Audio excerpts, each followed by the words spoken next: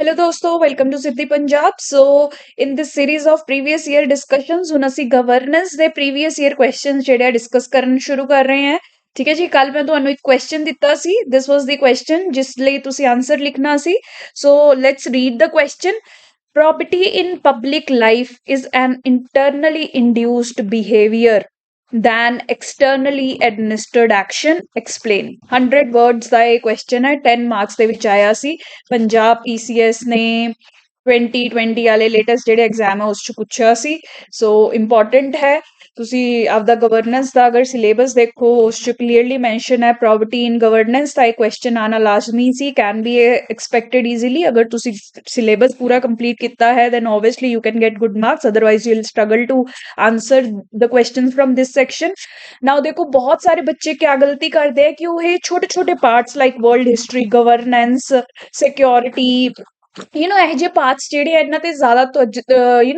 Preparation ਨਹੀਂ ਕਰਕੇ ਜਾਂਦੇ ਜਿਹਦੀ ਵਜ੍ਹਾ ਤੋਂ ਉਹਨਾਂ ਦੇ ਮਾਰਕਸ ਤੇ ਕਿਤੇ ਨਾ ਕਿਤੇ ਇੰਪੈਕਟ ਹੁੰਦਾ ਹੈ ਰਾਈਟ ਫਾਈਨਲੀ ਕੀ ਹੁੰਦਾ ਹੈ ਕਿ ਤੁਸੀਂ ਸੋਚਦੇ ਹੋ ਕਿ ਇੱਕ ਅੱਧੇ ਕੁਐਸਚਨ ਨਾਲ ਕੀ ਫਰਕ ਪੜੇਗਾ ਬਟ ਐਕਚੁਅਲੀ ਜਦੋਂ ਤੁਸੀਂ ਫਾਈਨਲ ਤੱਕ ਪਹੁੰਚਦੇ ਹੋ ਯੂ ਨੋ ਕਿ ਇੱਕ ਮਾਰਕ ਨਾਲ ਫਰਕ ਪੈ ਰਿਹਾ ਹੈ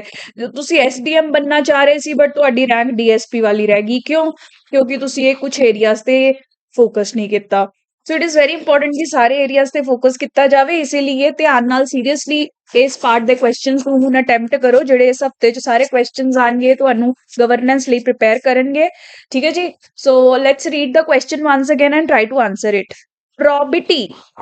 in public life is an internally induced behavior than externally administered action explain ਤੁਸੀਂ ਬਸ ਇਹ ਐਕਸਪਲੇਨ ਕਰਨਾ ਹੈ ਕਿ ਕਿਵੇਂ ਪ੍ਰੋਬਿਟੀ ਜਿਹੜਾ ਇੱਕ ਇੰਟਰਨਲੀ ਇੰਡਿਊਸਡ ਫੈਕਟਰ ਹੈ ਰਾਦਰ ਦੈਨ ਐਕਸਟਰਨਲੀ ਸਾਨੂੰ ਗਾਈਡ ਕਰਨ ਦਾ ਠੀਕ ਹੈ ਜੀ ਜਿਹਨੇ ਪੜਿਆ ਹੈ ਉਹਨੂੰ ਤਾਂ ਪਤਾ ਹੀ ਹੋਣਾ ਹੈ what is probity basically integrity honesty ਦੇ ਹਾਈਐਸਟ ਮੋਰਲ ਵੈਲਿਊਜ਼ ਜਿਹੜੀਆਂ ਹੁੰਦੀਆਂ ਇੱਕ ਇਨਸਾਨ ਵਿੱਚ ਉਹਨੂੰ ਪ੍ਰੋਬਿਟੀ ਕਹਿ ਦਿੰਦੇ ਆ ਰਾਈਟ ਹੁਣ ਮੈਂ ਤੁਹਾਨੂੰ ਜਰਨਲਿਸਟਿਕ ਆਨਸਰ ਦੱਸੂ ਜੋ ਇੱਕ aspirant ਨੂੰ ਲਿਖਣਾ ਚਾਹੀਦਾ I am not going to dump content on you with this answer I am going to give you a genuine answer that could have been written in the limited time and in the limited words ਠੀਕ ਹੈ ਸੋ introduction ਤੁਸੀਂ ਇਸ ਤਰੀਕੇ ਨਾਲ innovative ਵੇ ਨਾਲ start ਕਰ ਸਕਦੇ ਹੋ you may start with the definition also otherwise you may start in this way कि human actions are regulated by two factors first is the external controls in the form of legal and social rules and regulations ਠੀਕ ਹੈ ਇੱਕ ਤਾਂ ਆਪਣੇ external controls ਹੁੰਦੇ ਆ ਜਿਹੜੇ ਬਾਹਰੋਂ ਆਪਾਂ ਨੂੰ ਰੋਕਦੇ ਆ ਸੋਸਾਇਟੀ ਦਾ ਪ੍ਰੈਸ਼ਰ ਗਵਰਨਮੈਂਟ ਦੇ ਲਾਜ਼ ਕ੍ਰਾਈਮ ਦਾ ਡਰ ਪ੍ਰਿਜ਼ਨ ਦਾ ਡਰ ਇਹ ਸਭ ਚੀਜ਼ਾਂ ਇੱਕ ਹੁੰਦਾ ਇੰਟਰਨਲ ਮੋਰੈਲਿਟੀ ਜਿਹੜੀ ਸਾਡੀ ਇੰਟਰਨਲ ਮੋਰਲ ਗਾਈਡ ਹੁੰਦੀ ਹੈ ਜਿਹੜਾ ਸਾਨੂੰ ਗਲਤ ਕਰਨ ਤੋਂ ਰੋਕਦੀ ਹੈ that is what is property right ਇਸ ਤਰੀਕੇ ਨਾਲ ਇੰਟਰੋਡਕਸ਼ਨ ਕਰ ਸਕਦੇ ਹੋ now start with the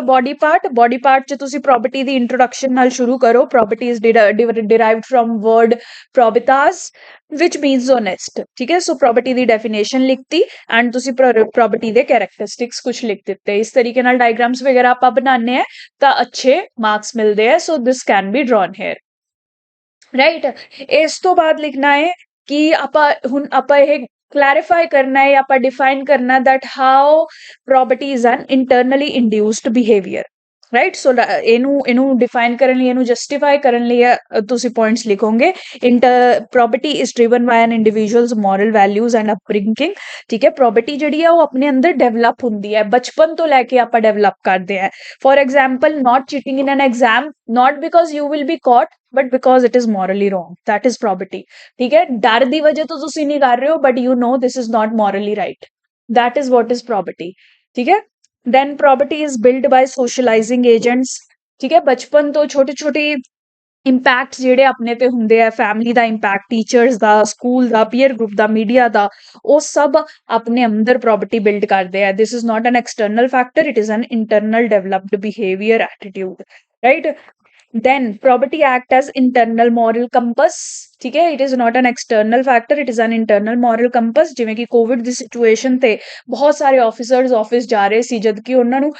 they might have denied ਕਿ ਸਾਡੀ ਜਾਨ ਜਾਏਗੀ ਬਟ ਬਹੁਤ ਸਾਰੇ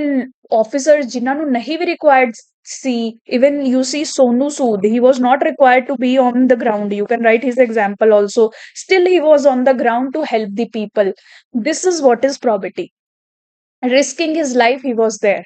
right ਫਿਰ ਤੁਸੀਂ ਕਹਿ ਸਕਦੇ ਹੋ, ਅਗਲਾ ਪੁਆਇੰਟ ਲਿਖ ਸਕਦੇ ਹੋ ਕਿ ਗਵਰਨਮੈਂਟ ਲਾਜ਼, ਰੂਲਸ, ਰੈਗੂਲੇਸ਼ਨ ਜਿਹੜੇ ਹੁੰਦੇ ਆ ਉਹ ਐਕਸਟਰਨਲ ਡੈਟਰੈਂਸ ਦੀ ਤਰ੍ਹਾਂ ਐਕਟ ਕਰਦੇ ਆ ਲਾਲੈਸ ਨੂੰ ਪ੍ਰੀਵੈਂਟ ਕਰਨ ਲਈ, ਬਟ ਪ੍ਰੋਵਰਟੀ ਇੰਟਰਨਲ ਕੰਪੈਨੀਅਨ ਦੀ ਤਰ੍ਹਾਂ ਐਕਟ ਕਰਦੀ ਹੈ, ਜੋ ਸਾਨੂੰ ਹਰ ਰੋਜ਼ day to day daily decisions ਲੈਣ ਵਿੱਚ ਵੀ ਹੈਲਪ ਕਰਦੀ ਹੈ, ਗਾਈਡ ਕਰਦੀ ਹੈ। Right? For example, following traffic rules not for the fear of challan but for self and public safety. Right? Also, property ਉਸ ਜਗ੍ਹਾ ਤੇ ਵੀ ਆਪਣੇ ਕੰਮ ਆਉਂਦੀ ਹੈ ਜਿੱਥੇ laws present ਨਹੀਂ ਹੁੰਦੇ ਜਾਂ inadequate ਹੁੰਦੇ ਆ। ਸੋ property all in all ਸਾਨੂੰ ਹਰ ਟਾਈਮ ਤੇ ਹਰ ਪਲ ਤੇ ਗਾਈਡ ਕਰ ਰਹੀ ਹੈ। ਇਸ ਤਰੀਕੇ ਨਾਲ ਤੁਸੀਂ ਦੱਸ ਸਕਦੇ ਹੋ ਇੰਟਰਨਲ ਮੋਰਲ ਗਾਈਡ ਹੈ, ਜਿੱਥੇ law ਨਹੀਂ ਹੁੰਦਾ, ਸੋਸਾਇਟੀ ਨਹੀਂ ਦੇਖ ਰਹੀ ਹੁੰਦੀ, ਜਿੱਥੇ ਕੋਈ ਰਿਵਾਰਡ ਨਹੀਂ ਮਿਲ ਰਿਹਾ ਹੁੰਦਾ, ਉੱਥੇ ਵੀ ਆਪਾਂ ਜਦੋਂ highest level of integrity follow ਕਰਦੇ ਆ, that is what is property। ठीक है जी, इस तरीके नाल बॉडी लिख सकते हैं। कंक्लूजन च this property becomes crucial to create a just moral and peaceful society as suggested by Aristotle. ठीक है जी, ਜਦੋਂ ਇਹ ਜੀ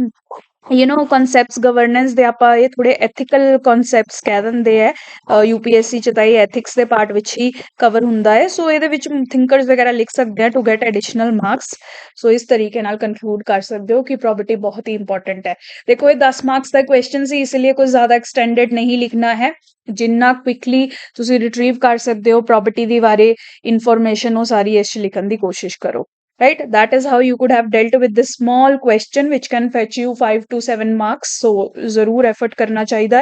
right? So if you have any doubt, any query, if you want to connect with us for your preparation of civil services in UPSC or Punjab PCS, just connect us on this number.